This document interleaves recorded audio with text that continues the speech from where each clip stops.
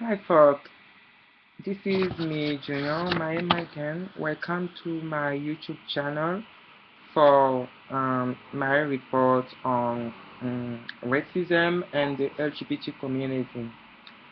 So the reason why I came back again is following the shooting in Virginia, where a man shot opened fire to a journalist, and then after that he claimed that he did that because he was a victim, because he was systematically harassed and attacked by black men and white females. So I did a little bit more of research surrounding this issue, and recently there's one star of Noah Ark, one Hollywood star of Noah Ark.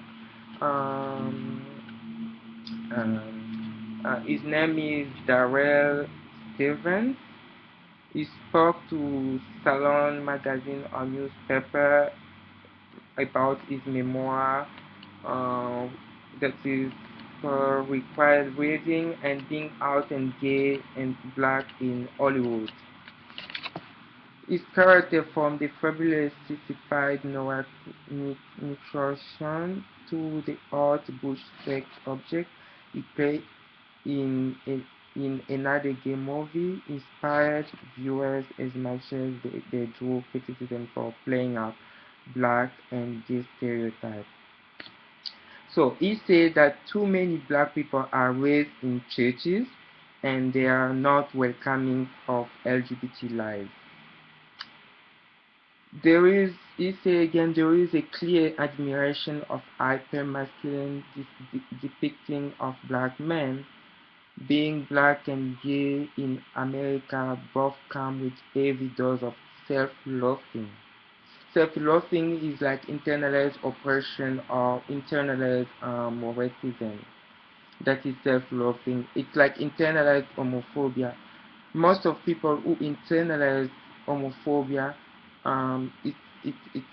what happen is like there's there's self-sabotaging, self-harm.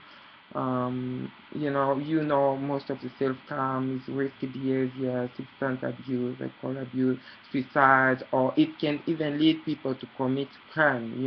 Because of internalizing oppression, there's this feeling of retaliation. People feel like they have to retaliate whatever is happening to them.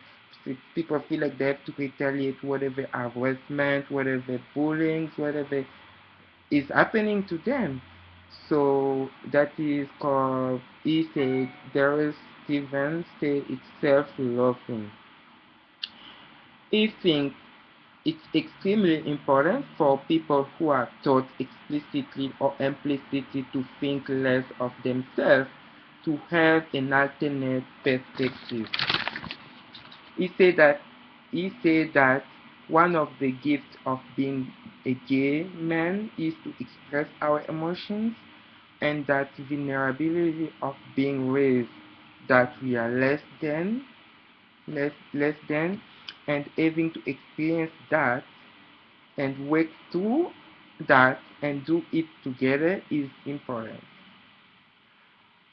So now these are things that the advice that the racism gives, and why you think our vulnerability is important to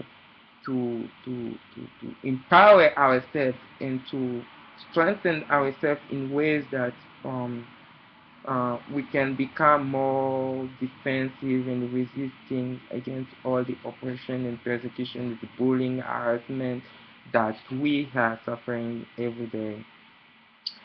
So if you read the motive of this young man of Bruce Williams, after opening fire on Alison Parker, a 24 years old reporter for WDBG TV in Virginia, and Adam Arad, 27 years old cameraman, Bruce Williams reportedly faxed a 23 pages manifesto to ABC News. before calling up the network to confess to the killing. ABC published portions of documents which revealed claims that one of the motivations of the shooting was the mistreatment he felt. He said he had been attacked by black men and white females.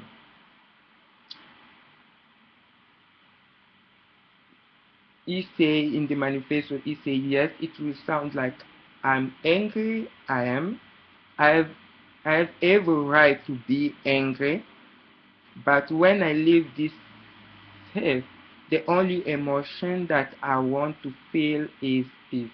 I've been a human powder keg for a while, just waiting to go boom.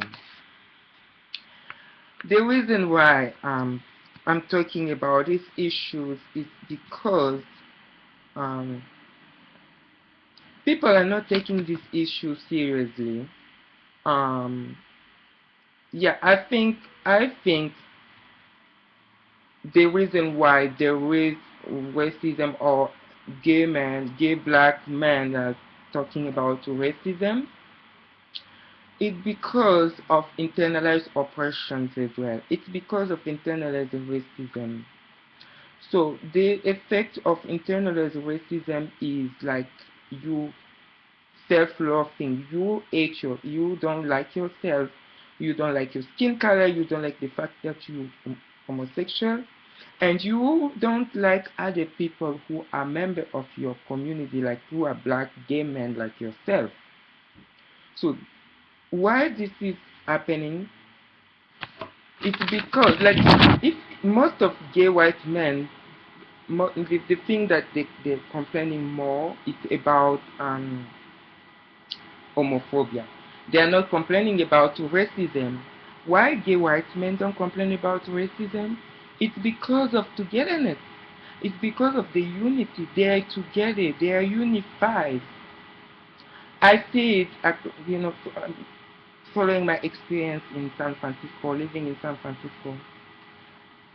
Because of the way the LGBT media portray gay white men, being gay is still believed to be a white thing.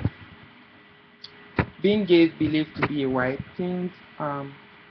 The image that is out there is white gay men. So most of black gay men, all of them, they want to own their own white men. All of them, they are after white men. No one want to, like, when you go to gay club, when you go everywhere, you will notice that black gay men are isolated. African American men are isolated because most of them, they might be like in a club, they can be 5 African American, but what you will notice, they're not talking to each other. They are not talking to each other. Most of them, they are there because they want to have a white gay man. They want to own a white gay man. So when they cannot get what they want, they say it's racism. It is not racism. It's about internalized homophobia. It's about internalized racism that is leading to, I believe it's not about sugar daddies or it's not about money, because in the United States, most of people have the opportunities, like it doesn't matter about your skin color, you can make the same amount of money. I know black people who have money more than some white people. There are black people who have money. Like there was one friend of mine who was telling me to that he has to take me to Atlanta because San Francisco is home of white gay men, but in Atlanta it's home of black gay men where you can find black men. But the problem is it's not, that is not the case. The issue here is about internalized racism that leads to lack of unity, lack of togetherness, and the media representation of white gay men out there. That's why black gay men are not together. Every one of them want to own a white gay man.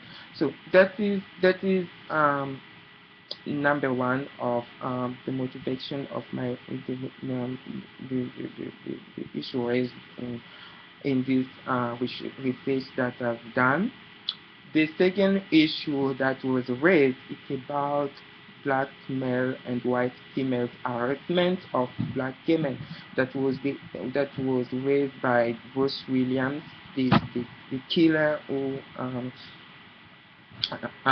ended up shooting people and killing himself because he was in self-loathing, internalized oppression. I think, according to my experience and according to people that I've spoke about experience of being black and gay men in America, yeah, I think this guy might be right about what he just said about harassment by black men and white females. Um, I know the owner of a restaurant. It's called Cafe Flore, which is at Castro. He told me about one of the waiter, African American waiter who worked at the restaurant. He told me about the harassment that this man, gay man, faced in his family, the attack that he encounters in his family by other men, black men, because he was gay. He was constantly harassed, bullied, beaten up, abused because he was gay. And the next person I spoke to is one of the volunteers of the agency that got me into the United States, the Jewish Family Children Services. His name is Galen. He told me as well that when Proposition 8, when people wanted to vote on Proposition 8, the majority of African American men came out in support of African American people actually came out in support of Proposition 8 that would define marriage men and women. So, yeah, one of my friends as well who's a refugee, his name is Amdali, who recently went to a conference for Black Lives Matter um, out of California. I think he raised this issue of deep-seated homophobia among black Americans. The problem with African American, most of them believe they are white. Being American doesn't mean you change your skin color. That's why there's a difference between racism and being like homophobia. Racism is still out there, you know. We see it through the LGBT movement. It's like gay men have reached equality. Gay men can get married even if they can still get fired. But white gay men, that's it for them. It doesn't mean they will fight for racism. We see that how they're ignoring racism, they're ignoring the movement of Black Lives Matter. It's because racism is different than homophobia. Homophobia is another issue, racism is another issue. It's all civil rights movement, but it's different. It's not the same. That is why when we want to approach gay white men, some of them, they don't want to be near her because they still see her as different because of your skin color. So the problem now is most of African American, they believe they are white. So when they want to approach white men, they treat them differently because they are not the same. And they've internalized that racism to an extent that they still feel like other black people cannot be their friend, they cannot talk to them because they still believe they are white. You know, it is a big issue with harassment. According to my own experience, because I'm living in San Francisco, I'm not really interacting a lot with black men or African American men, but at my work, where I work, I face harassment because I have some African American men at my work. One of them came up to me when I was my hair didn't have dreadlocks yet, so my hair was just like messy and like that. But it was good because it was just fine. He came up to me and he was like, "Why your hair look like this?" And then I told him, first of all, it's my own hair. It's not your hair. Secondly, I don't know you. Mind your own business. It's my hair. It's my own hair. Some of them, sometimes you see that they make fun of me. But since I know I'm there for work, and they know that whatever they are doing is illegal, it's unprofessional, if I can report that, but yet they are doing that. And white female harassment, bullying. At my work, I work as cashier, and there was another day, we had two couple, white girl and their boyfriend. They came to buy some stuff to my stand, and then when they came to my stand, um, the lady starts harassing me. Instead of buying whatever she wanted to buy, she starts harassing me until her boyfriend was like, "Why are you treating this guy as shit? Why are you treating Gideon as shit?" But she was trying to harass me for some reason. Maybe she just found out that I'm homosexual. So that was the reason why I was facing this kind of harassment. So the reason why I'm focusing on this issue, because it's a serious issue.